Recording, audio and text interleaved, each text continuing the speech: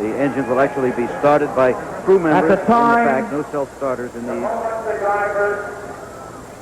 And now, the moment has arrived for the traditional prize. And here, against the traditional prize, is the chairman of the board of the Indianapolis Motor Speedway, Mrs. Tony F. Allman.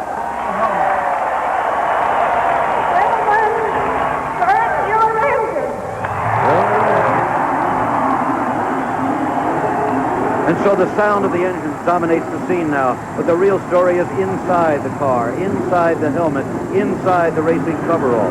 The story is in the fingers tensed inside the glove, the race plan waiting in the mind since last Sunday, the small fear that gnaws at the most courageous spirit.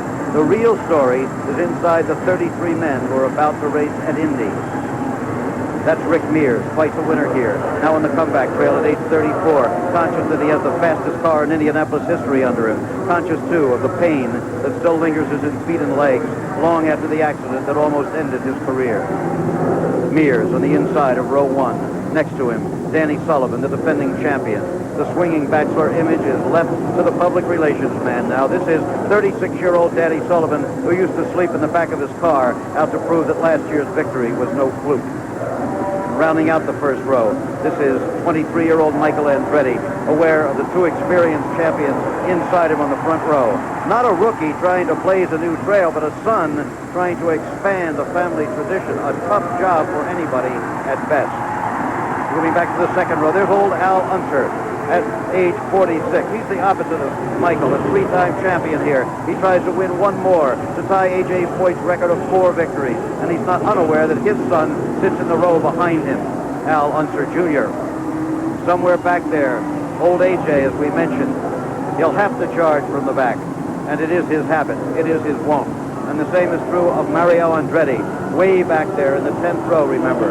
And Andretti trying to win his second Indy, 17 years after he won his only one in 1969. It appears that all the cars have gotten started. That's always the first item of business here. And they are, oh, whoops, wait a minute. Let's see, who do we have there? Tom Steva's car. Now, underway. Yep. It always seems to be somebody who almost gets left there, and this time, Tom Sneva. So there they are. America Love Teddy. Jim Lapley along with Sam Posey, and we are back now as the cars are on the track, and all 33 of them complete the first of 2 parade laps. There will be another parade lap after this. It takes place at the extremely docile speed of about 70 to 80 miles per hour.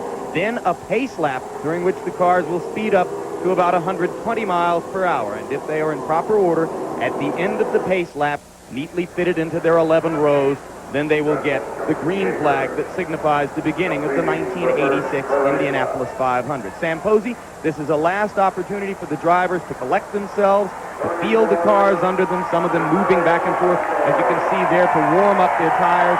A last opportunity to really begin to sense what it's going to be like to start this race. Well, at this moment, you're really 2 people emotionally. One wants to react to all this and to let it really wash over you that you're in the Indy 500.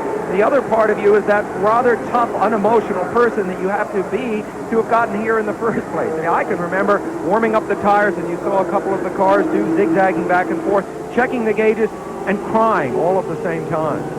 You see them going by the huge grandstands which flank the front straightaway. The cars at the front of the pack are now into turn 1, and now you see them coming out of turn 1 into the short chute at the south end of the Indianapolis Motor Speedway and toward turn 2. We have 3 race cams installed in cars. We're going to take a look right now at the view from the camera mounted in Danny Sullivan's car. That is the way it looks for someone in row 1. Sullivan has dropped just a little bit in back of Rick Mears and Michael Andretti, and now he moves back up between them. Our second race camera is mounted in the car of Ed Pym.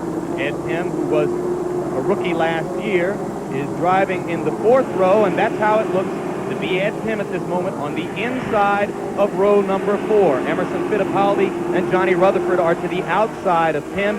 as he begins to first feel the car perform.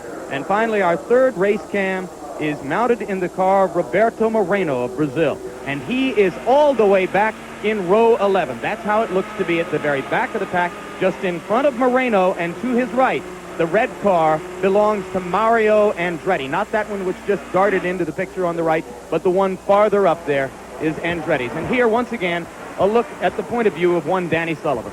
Well, you know what's going through his mind, and it's all focusing on the start, Jim, because those front row guys, each one of them would like to lead, not just for the prestige, not just for the fact that there's $25,000 riding on the 10th lap, incidentally, the leader of the 10th lap, but primarily so that they won't experience the turbulence and buffeting that you experience if you're following closely behind another car. They just would like to be in the clear. Now the cars turn back onto the front straight. See them moving out of turn 4 onto the front straight, and as they come toward us this time, we expect the pace lap to begin. On the pace lap, the cars speed up to 120 miles per hour. And the adrenaline begins to rush. Quickly now again, a tour of the rows. Row 1, Rick Mears, Danny Sullivan, and Michael Andretti. In row 2, Bobby Rahal, Al Unser Sr., and Kevin Kogan. In row 3, Tom Sneva, Roberto Guerrero, and Al Unser Jr. Row 4, Ed Pence, Emerson Fittipaldi, and Johnny Rutherford. Row 5, Randy Lanier, Pancho Carter, and Jacques Villeneuve. Row 6, Danny Angayas, Jose Garza, Tony Bettenhausen. Row 7, Ari Lyondike, Jeff Brabham, the slowest car in the field, and in a precarious position there, A.J. Foyt. Row 8, Raul Bazell, Scott Brayton, and Phil Kruger. Row 9, Chip Ganassi, Jim Crawford, and Rich Vogler. Row 10, Parsons, Bettenhausen, and Mario Andretti.